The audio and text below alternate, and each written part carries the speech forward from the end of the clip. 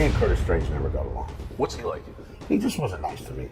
He just wasn't a nice guy to me. Who would not be nice to you? Yeah, why? He's the nicest guy you've ever met.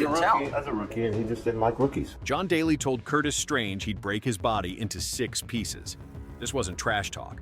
This was a threat from a rookie who refused to bow down to a 2-time U.S. Open champion.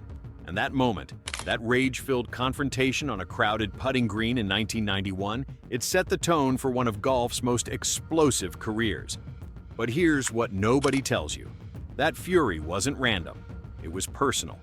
And the 4 relationships that shaped Daly's life reveal exactly why he became golf's most loved and hated rebel.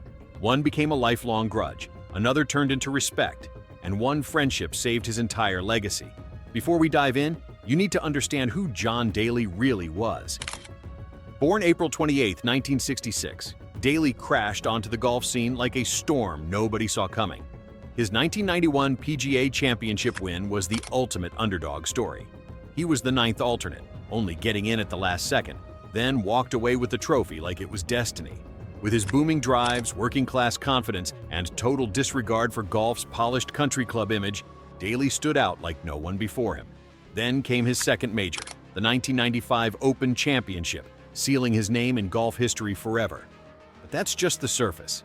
The real story is buried in a massive 456-page PGA Tour disciplinary file that tracked Daly's chaos from 1991 to 2008. And what it showed was absolutely wild. The file listed 5 PGA Tour suspensions, 7 orders for counseling or rehab, 21 warnings for not giving his best effort, 11 citations for behavior unbecoming a professional, 6 rounds of probation, and nearly $100,000 in fines. But the file didn't just include warnings, it was packed with jaw-dropping moments. His biggest fine, a whopping $20,000, came after he launched golf balls over the heads of spectators during a 1993 exhibition. The list didn't stop there.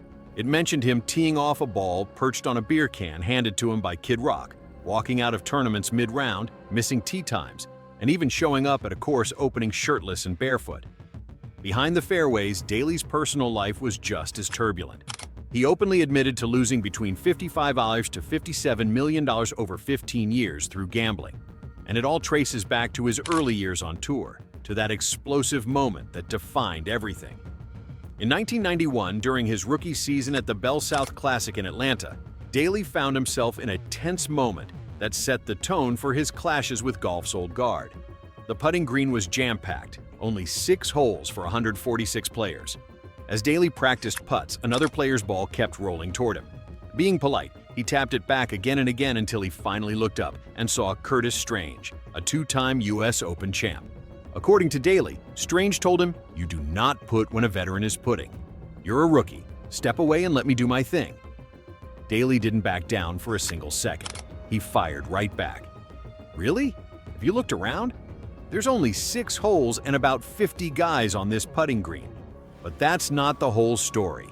What happened next became legendary. Daly told him straight up, "Okay, 2 things are going to happen. I'm a redneck from Arkansas, and I'm going to keep putting at this hole. The second thing is I'm going to take your body and break it into 6 pieces so you'll never win a 3rd U.S. Open. So get out of my way." That moment said it all. Strange walked away, and that tension never disappeared. Decades later, when golfer Lee Westwood asked Daly which player he'd least want to go on a golf trip with, Daly didn't hesitate. "That's the only golfer I've ever hated. Just full stop. Hate him." I'd say it in front of his wife, his family, everybody. You could feel how deep that grudge still ran even after 30 years. This clash wasn't just about golf etiquette. It was class warfare played out on the greens. Strange stood for golf's elite establishment. Daly stood for the working-class outsider. And that's what makes this feud so legendary. It never faded. The anger still burned because for Daly, Strange symbolized everything he'd been shut out from, the polished, privileged world that looked down on players like him. Daly's whole identity is built around being the outsider. He also holds one of the strangest records in golf history. Daly is the only golfer from the US or Europe to win 2 major championships and never be chosen for the Ryder Cup. That's right, a 2-time major winner, completely overlooked. The snub hit its peak in 2006. Just 2 years earlier, Daly had been voted PGA Tour Comeback Player of the Year. Fans thought he might finally earn a Ryder Cup pick. But U.S. captain Tom Lehman had other plans.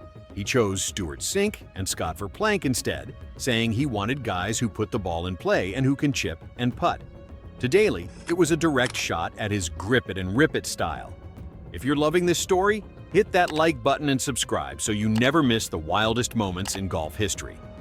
Daly didn't hold back.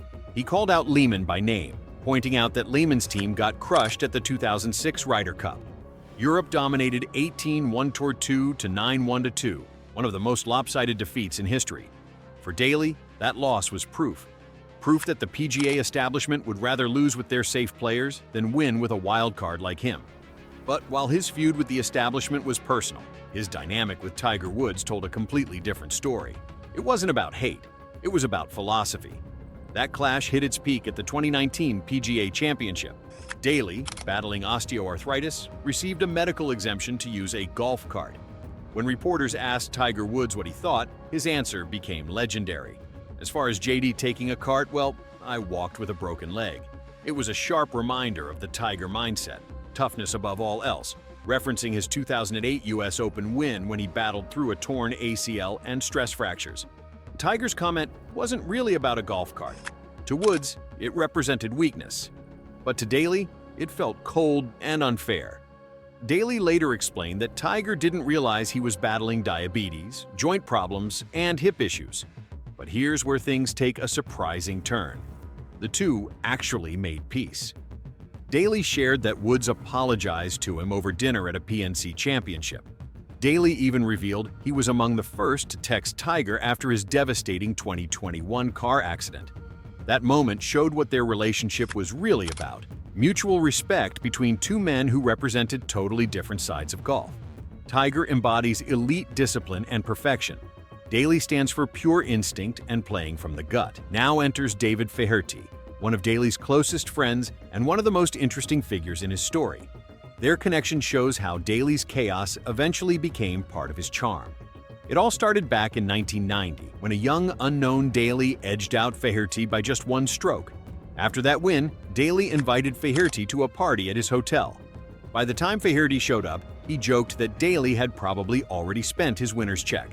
That story sums up their friendship perfectly: chaotic, funny, and unforgettable.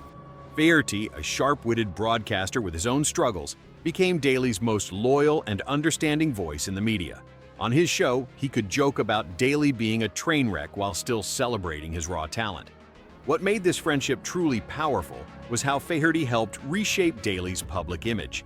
That 456-page disciplinary file painted him as a walking controversy. But through Feherty's lens, Daly's impulsive behavior came across as part of his charm. Feherty didn't excuse Daly's flaws, but he gave them context. Both men had battled addiction and mental health struggles. Both were outsiders who didn't fit golf's buttoned-up culture, and that bond turned real chaos into something fans could root for. Without Feherty's understanding voice, Daly might have been remembered only as a cautionary tale. Instead, he became a folk hero, the blue-collar rebel who stood up to golf's elite world. When you look at Daly's career, it all ties back to 4 key relationships: Curtis Strange, the wound that shaped him; Tom Lehman, the rejection that fueled him; Tiger Woods, the rivalry of philosophies; and David Feherty, the friend who turned his chaos into legacy. John Daly didn't just play golf. He rewrote what it meant to be a legend: wild yet gifted, fearless yet flawed, adored by fans, but shunned by golf's elite. In the end, Daly's legacy isn't only about trophies. It's about the battles he fought, the people who doubted him, and the few who truly got him. Even at 59, he remains one of golf's most fascinating, unpredictable, and human stories ever told.